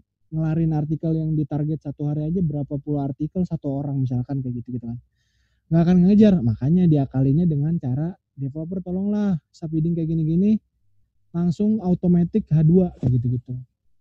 Jadi untuk sekelas publisher yang punya tim IT oke, yang kayak Detik, Transgroup lah, terus Kompas apalagi, Jawa Post maybe biasanya punya tim IT kan yang dedicated buat redaksional. Nah ini biasanya bisa manfaatin ini buat ngebangun sistem. Biasanya ini suggestionnya dari tim SEO atau mungkin teman-teman dari redaksi yang udah ngerti kurang lebih konsep SEO kayak gimana, bisa di request soal yang kayak gini-gini. Ini heading subheading kurang lebih kayak gitu ya. Terus ini adalah salah satu yang dimainin anak-anak SEO. Meta title and meta description. Bisa dilihat kan di sini. Judulnya apa, yang di Google apa. Jadi misalkan di sini 5 fakta henti jantung. Kalau IDN Times kan kalau bikin fakta henti jantung itu udah sangat banyak kan artikelnya. Nah kita mau nge-grab seluruh kata kunci apapun itu. HJM lah, henti jantungnya doang, diagnosis awal jantung kayak gitu-gitu kan. Nah, ternyata HJM di riset oke lah banyak yang nyari. Makanya kita bikin kejar, salah satunya adalah contohnya, gue kasih contoh ini HJM. Tetap judulnya pakai fakta henti jantung, tapi kita mainin di meta title and description-nya. Kita edit di meta title di sini sama description-nya. Jadi di Google-nya akan keluar hal yang kayak gini, judulnya apa, tapi judul aslinya kayak gini. Kurang lebih segitu. Di WordPress bisa juga kok kalau teman-teman nginstal Yoast atau All-in-One SEO Pack kalau nggak salah nama toolsnya, kurang lebih segitu. Sisanya ini reporting and recommendation buat teman-teman yang megang marketing atau apa. Please pelajarin dulu adalah pembacanya, targetnya dulu jelas nih. Kayak misalkan teman-teman dulu di Viva adalah, kan dulu teman-teman Viva itu adalah awalnya vivanews.com. Akhirnya dia pecah, berubah dari viva.co.id, brandnya viva.co.id, ternyata di data kenapa yang baca adalah millennials, kenapa yang baca lebih banyak entertainment, kenapa yang baca kok dari yang receh-receh kayak gitu-gitu. Akhirnya dia rubah lagi rebranding, sekarang jadi punya Viva News dipisah, viva.co.id sendiri kayak gitu-gitu sih. Jadi pelajarin pembaca teman-teman itu karakteristiknya kayak gimana, terus riset audiensnya gimana, terus kata kunci yang paling banyak dicari adalah yang kayak gimana. Sama define kompetitornya. Catat dulu deh kompetitornya minimal kira-kira yang similar atau relate kayak gimana. Sisanya udah SEO technical recommendation bisa dicari di Google kok, banyak banget. Ini gue untuk slide udah, mungkin gue jelasin dikit aja soal webmaster nih. Ini tools webmaster. Di sini bisa lihat performance-nya berapa lama, terus trafficnya berapa, total impressionnya berapa, average ininya berapa. Ini adalah berapa orang yang lihat di Google. Jadi kita bisa lihat nih, oh ternyata trafficnya banyak dari artikel yang gini, cireng isi dan segala macam. Termasuk URL inspection. Misalkan teman-teman artikelnya hilang, nah di sini bisa auto index lah, bisa request indexing gitu-gitu. Sisanya coverage and sitemap adalah bisa cek error. Kalau error teman-teman bisa cek errornya di mana. Ini kok ada error ya? Oh, error di halaman ini kenapa ya? Nah, kalau yang punya tim IT bisa lapor aja. Kalau yang nggak bisa, biasanya bisa cari di forum. Misalkan errornya ini kenapa ya? Kok hilang atau segala macam. Bisa cek di sini. Ini untuk Google Search Console. Terus ini adalah Google Analytics. Teman-teman bisa cek di sini real time teman-teman tuh ada berapa. Yang lihat ada berapa. Terus ini source-nya dari mana? Biasanya kalau kayak gini-gini dari organik. Kebanyakan kayak gini. Oh, resep yang banyak adalah kayak gini-gini. Terus teman-teman bisa cek audiensnya di sini kira-kira berapa orang sih yang baca tuh yang kayak gimana, umurnya berapa, segala macam. Kurang lebih ini ada source-nya dari mana aja, Facebook, Instagram Story, Twitter, Line. Jadi semuanya jelas kelihatan dari sini untuk identifikasi teman-teman punya konten, termasuk location dan segala macam. Ini salah satu contohnya. Kalau gue nih di IDN punya target, masing-masing kan punya KPI. Kalau dari SEO adalah KPI-nya organik. Jadi kan ada beberapa tim ya, kayak tim sosmed, tim apa, mereka punya KPI masing-masing. Kalau dari tim SEO yang dikejar adalah organic session, yaitu orang-orang yang masuk dari si Google itu sendiri. Sisanya adalah sosmed atau orang ads lah, biasanya new user biasanya targetnya, kurang lebih segitu. Nah ini untuk Ahrefs. Di Ahrefs ini adalah sayangnya berbayar sih.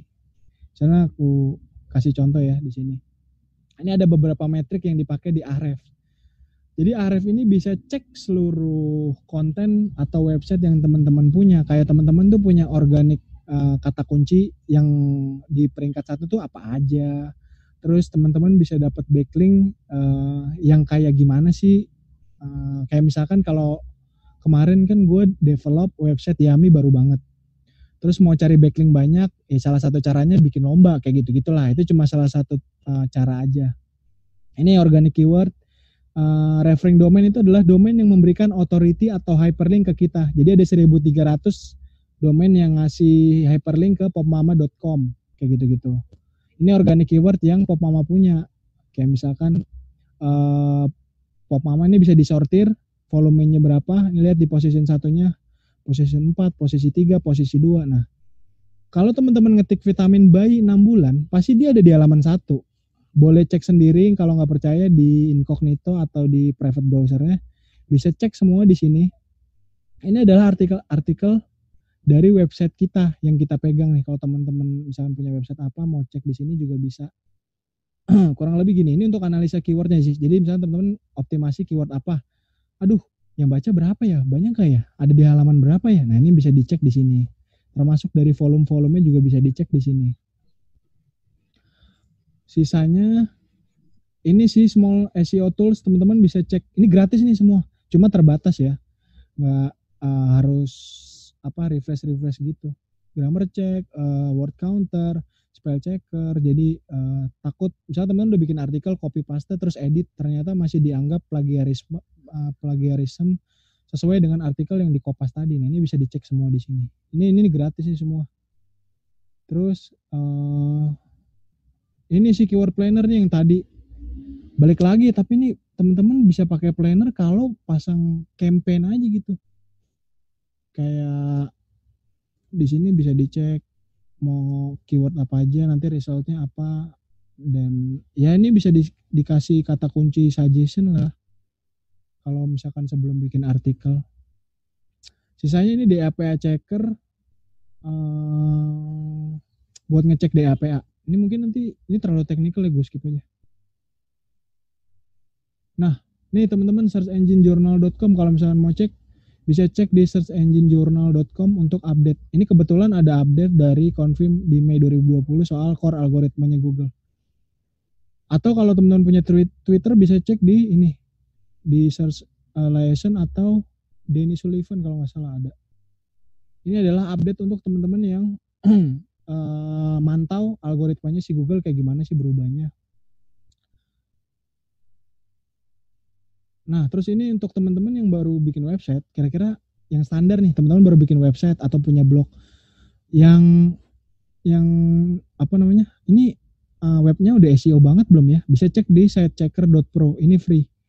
Bisa cek misalkan di sini mau cek website apa aja, nanti di sini akan kelihatan teman-teman yang error apanya, yang harus dibetulin apanya. Kalau misalkan punya tim IT di perusahaannya bisa kasih rekomendasi ini sih, nanti resultnya kayak gimana. Sisanya Uptime Robot ini teman-teman bisa cek redaksi atau yang mau ngecek keyword bisa buka uptimerobot.com. Sama struktur data ini sekilas singkat aja. Ini struktur data untuk halaman website yang teman-teman punya, ini lebih ke teknikal sih. Ini hasil dari In The News nih untuk artikel. Terus ini untuk yang book kira-kira previewnya atau skripnya yang harus dimasukin kayak gini. Sama resep misalkan gini. Jadi apakah SEO ini bisa digunakan untuk copywriting? Kalau iya gimana? Bisa. Jadi berisik bentar. Ya, jadi SEO kan biasanya emang goalnya adalah kan traffic ya. Nah, traffic kan balik lagi sebenarnya adalah kan biasanya copywriting itu biasanya kan ada yang buat komersil, ada juga yang buat ya kalau kita ngomongin media ya buat user lah istilahnya, bukan buat campaign atau buat promosi. Ya asal sesuai dengan kaidah SEO. Nah ini sebenarnya harus dikawinin sih kaidah SEO sama kaidah jurnalistik, karena terkadang suka bentrok kayak misalkan gaya bahasa, terus kutipan, terus kayak misalkan judul pakai tanda petik, judul pakai dash, strip atau pakai tanda apa, cetak miring. Nah, itu biasanya harus disesuaikan juga sih. Cuma kalau untuk copywriting itu SEO sangat berguna banget sih, karena balik lagi ke yang tadi, kalau copywriting itu kan tujuannya ya supaya user bisa baca kan, kalau misalkan orang dicari di Google. Jadi biasanya orang-orang copywriting kan, makanya ada orang sebutan namanya SEO writer, ada yang SEO analyzer, SEO technical, SEO product, SEO IT kayak gitu-gitu. Tergantung perusahaannya. Kalau perusahaannya media biasanya seluruh jurnalistiknya akan diajarin konsep SEO. Jadi satu pemikiran sama tim SEO karena SEO itu kan gak melulu ngurusin konten every day, every time kan. Itu kan wasting time kan. Masih banyak urusan yang lain yang harus dikejar. Jadi biasanya, iya langsung nyalain mikrofon aja. Jadi kalau misalkan copywriting sudah lebih baik menggunakan kaidah SEO yang tadi. Tapi jangan lupa soal kaidah jurnalistik yang tadi ya. Kalau misalkan emang lo jurnalis, kan kadang ada juga yang copywriter dia bukan jurnalis kan, kayak pengen nulis biar mungkin dia mau nulis buat brand atau nulis buat dirinya sendiri, kepuasan kayak gitu-gitu sih. Kalau bingung gimana cara copywriting SEO, gampang banget kok, tinggal googling aja. Biasanya di halaman 1 tuh orang-orang yang pengen nulis buat emang dibaca, kayak panduan SEO, panduan copywriting SEO, biasanya yang di halaman 1 itu udah oke banget lah buat dijadiin referensi. Selama ini bisa gak pertahanin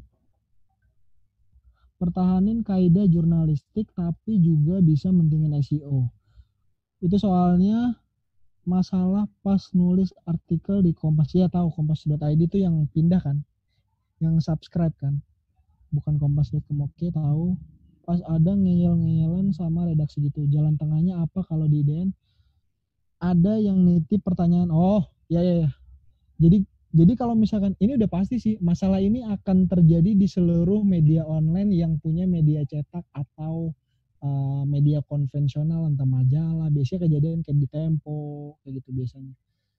Nah kalau mau ngomongin berantem, pasti berantem sih, nggak mungkin gak berantem, karena di IDN itu dulu juga sempat pasti berantem. Cuma kan balik lagi nih, perusahaan nggak bisa bohong. Media ini kalau ngomongin media yang bukan di grup kuat ya, kayak Transcorp atau KG atau Jawa Pos Group, itu kan istilahnya ya duitnya ada segala macam. Kalau mau ngomongin kaidah jurnalistik atau idealisme, it's okay gitu. Tapi udah kebukti, lihat Tirto, udah kelihatan kok. Bandingin artikel Tirto berapa tahun yang lalu sama sekarang. Terus dia mau ngomongin kaidah, terus nggak ngomongin uang atau traffic gitu. Ya mau nggak mau, ya akhirnya bakal kalah juga sama persaingan di luar sana. Nah, justru kalau mau ngomongin soal SEO sekarang ini sebenarnya nanti si redaksi itu akan malu sendiri sih, karena ya ampun di luar sana udah pada ngerti soal SEO dan segala macem, dan lo baru mulai dan mengkait-kaitkan balik lagi ke kaidah jurnalistik dan segala macem.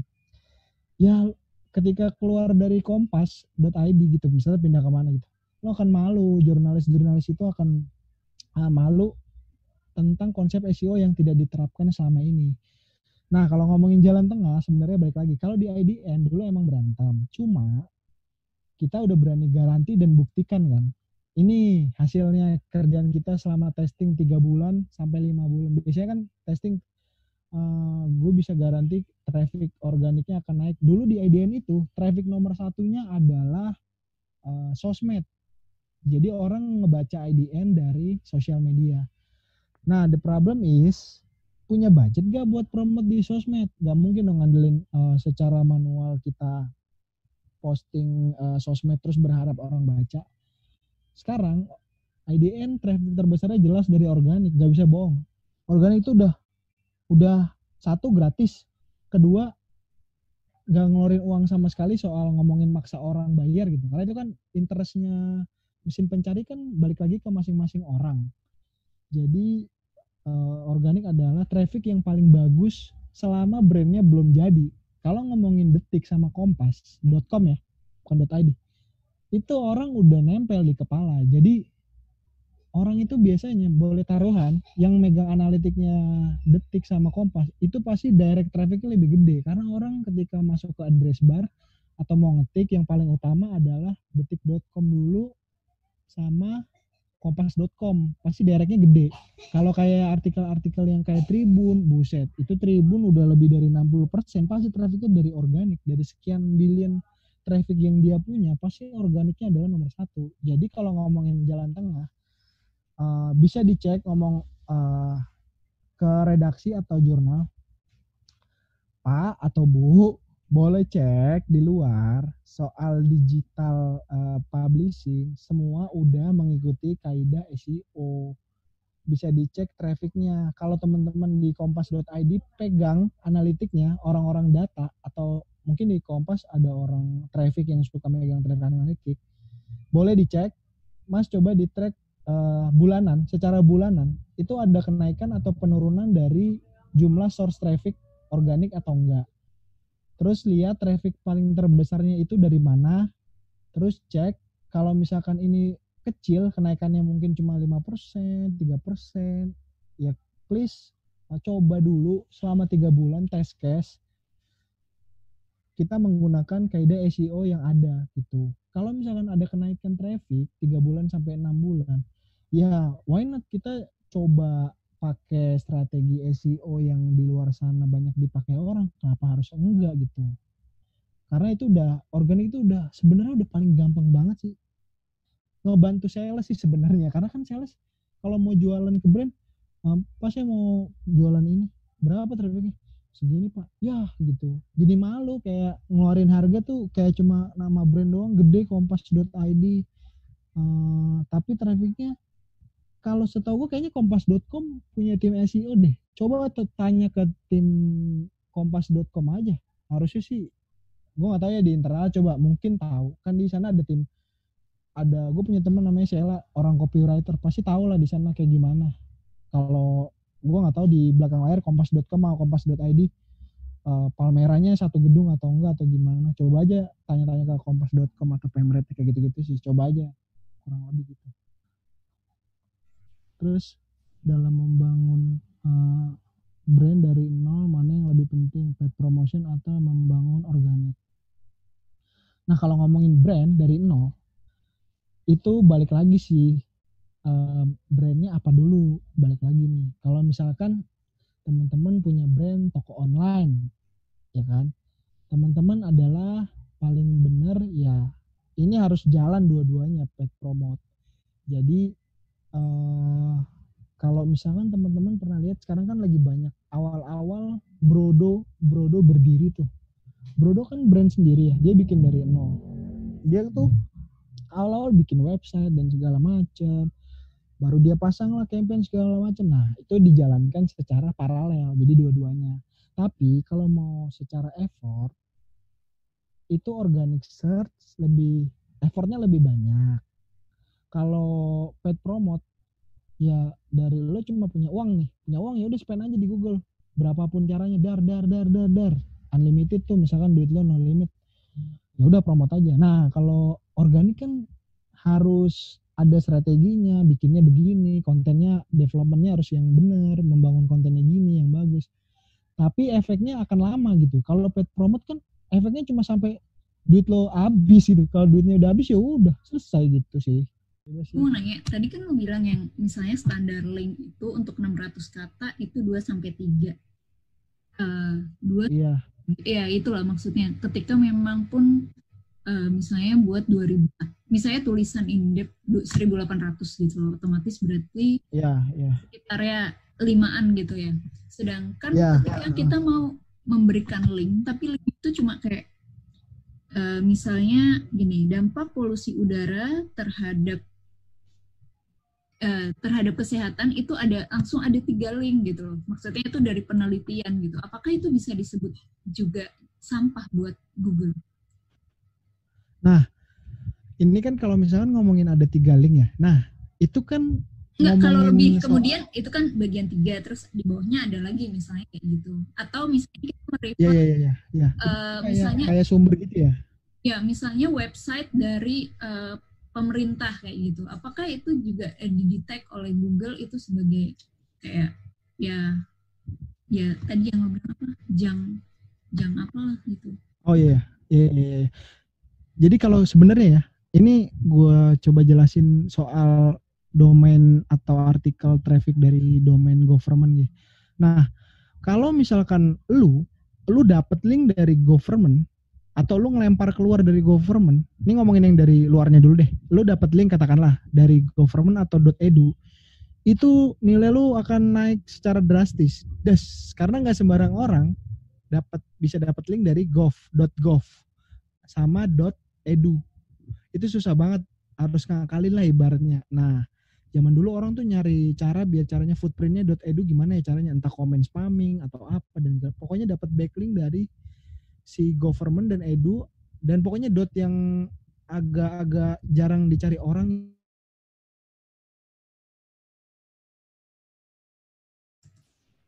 Sebenarnya kita di website internal lo misalkan mau ngasih data riset, ngelempar link keluar. Sebenarnya kalau di SEO nyebutnya namanya outbound link, di mana link yang lo lempar itu adalah link yang keluar dari halaman website tuh. Misalkan lo mau ngabai, terus data riset keluar yang hyperlink 3 tadi sumber, itu kan ketiga hal yang berbeda nih. Mungkin lo mau ke pemerintah, mau ke websitenya Dahlan Iskan atau kemana. Sebenarnya di SEO untuk hyperlink keluar itu nggak sehat. Jadi dikasih batas maksimal adalah 2 hyperlink keluar. Kalau di IDN Time sama Tribun News itu lebih ekstrim. Nggak boleh ada link keluar, mati semua. Kecuali komersil. Jadi kalau di CMS-nya IDN Times itu ada 3 tipe penulisan. 1 editorial atau regional, baru yang lain ada community. Community itu yang UGC tadi, user generated content, orang bisa nulis di IDN dapat duit, dapat poin, sama komersil. Nah, yang dari 3 tipe di CMS ini yang bisa ngasih hyperlink hanya komersil. Karena komersil ada duitnya, berbayar gitu. Sementara community mau dikasih link di CMS-nya, di depannya nggak akan kepanggil tuh link, mati semua. Itu contoh ekstrim ya.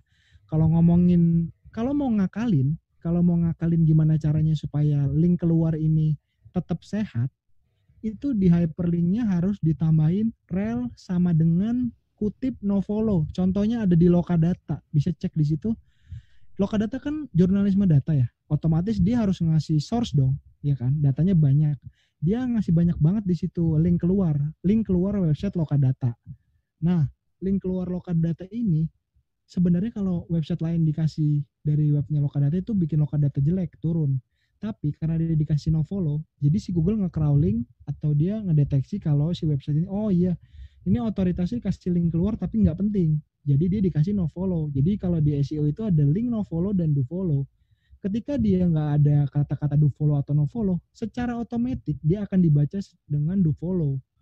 Nah, untuk rel yang rel sama dengan titik kutip 2 no follow itu akan dikasih authority tapi kecil, jadi Google tidak akan terlalu masalah. Nah, balik lagi soal hyperlink yang tadi, ngomongin standar 3, boleh cek di liputan. Nah, biasanya dia ngasih 3 tuh di paragraf 1, tengah sama bawah.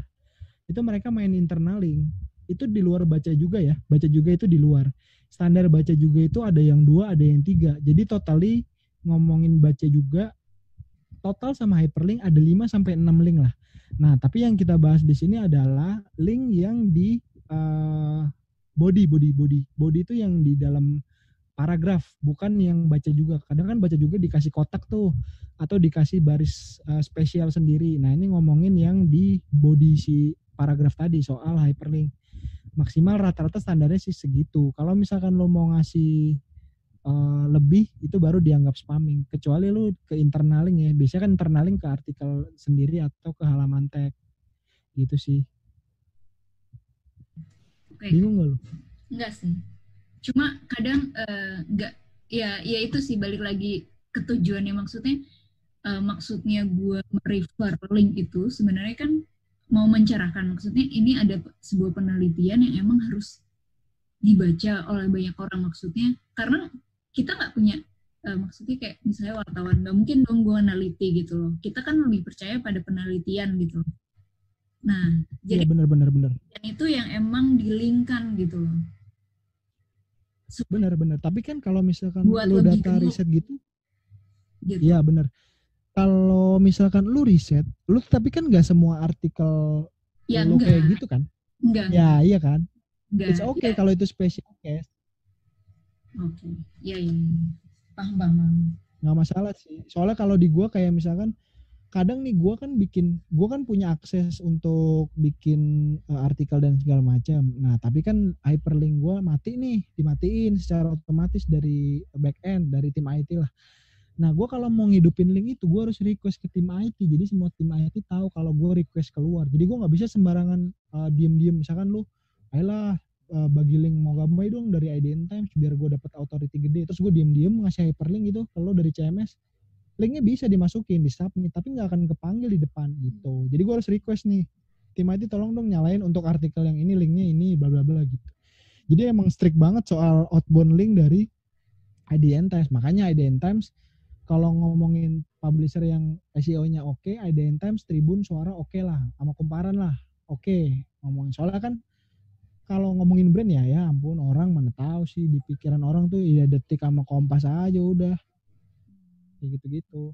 Kalau ngomongin news ngomongin news publisher kayak gitu-gitu. Satu lagi, gue mau konfirmasi aja sih terkait tadi lu sempat bilang kan ya kalau misalnya kayak kita mau nyari sesuatu di halaman Google itu juga tergantung ya dari apa maksudnya history kita mencari apa. Iya, cookies and cache. Kayak misalnya gue mau cari isu tentang harga laptop. Nah, ketika itu klik, dia pasti akan muncul ketika nanti pasti 2 bulan lagi gue. Oh, betul. Itu bubble lo lah istilahnya kalau orang sering sebut bubble. Kayak di Facebook juga ketika lo subscribe Prabowo, ya Prabowo aja terus. Kalau Jokowi terus kayak gitu-gitu. Nah, makanya gue saranin kalau lo mau cari mending pakai private browser. Kan lo kalau buka private browser tuh ada tulisan di Google sign in kan. Berarti kan lo dalam keadaan logout. Atau lo belum pernah buka sama sekali lah istilahnya di browser. Nah, lebih baik cari di mode private browser atau incognito yang tadi sih. Jadi lo nggak bingung buat apa. Kadang kan orang kayak kalau pemret gue di awal-awal gitu, halaman satu pas gue lihat, lah ini mah halaman satu yang sering lu buka ya wajar ada tab ada halaman satu gitu. Kayak harus dijelasin, diedukasi gitu sih. Apalagi yang redaksinya tuh orang-orang dulu lah bahasa kasarnya gitu, yang emang dia jurnalistiknya kuat banget, tapi soal SEO kan baru ngetren belakangan ini. Soal kayak gitu-gitu sih dijelasin. Oke, siap. Oke, terima kasih semuanya. Ini gue record. Terima kasih semuanya. Gue kirim semua. Thank you. Thank you. Nanti gue share PPT-nya ya. Oke, siap. Oke. Okay.